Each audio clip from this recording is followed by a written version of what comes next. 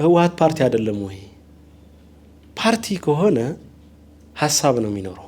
አለቀ። የትግራይን ህዝብ ከኢትዮጵያ ህዝብ ጋር አንድ የማድረግ ብዕል የተከተለ ፓርቲ ወይም ደግሞ ድርጅት አሁን ላለው ትልቁ ተግዳሮት አሁን ላለው ስም ማጠላሸት የፖለቲካል ሴራ ወይም ደግሞ የአብዮት የስርዓት ለውጥ ምክንያት ሊሆን ይችላል እንጂ በጭቆና ነው እየኖረ ያለው ወይ ደግሞ በራሱ አስተሳሰብ ህወሓትን አሳማኝ በሆነ መንገድ ስለገለጸ ነው እየኖረ ያለው። ያንን ህዝቡ እንዴት ነው እየኖረ ያለው በአሁኑ ሰዓት ላይ? ህወሓት ማለት ከሌላ አካባቢ ካሉት ፓርቲዎችም የሚለየው እንደ ሀገር ራሱ በትግል የተፈጠረ ህዝቡ እያንዳንዱ መስዋዕትነት ከፍየለታለው የሚለው ድርጅት ነው።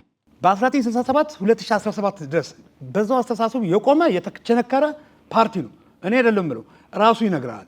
መስመሩን ማይስት አስተሳሰቡን ማይቀይር ከዘመናዊ ሁኔታዎች ከዳይናሚክስ ጋር ራሱን ማያዛምድ ፓርቲ እንደሆነ ራሱ ማምኗል። በኩራት ነው የሚያወራው። አንተ ብትከራከርለት አልቀየርም ነው አልቀይለወጥም። ፍልስፍናውም ፖለቲካ ራሱን ዲፊውዝ ማጥፋት አለበት እንዴ? ሪዮት ዓለሙን እንደ ቦምብ እንደ F1 ራሱን ማጥፋት አለበት። አንደኛ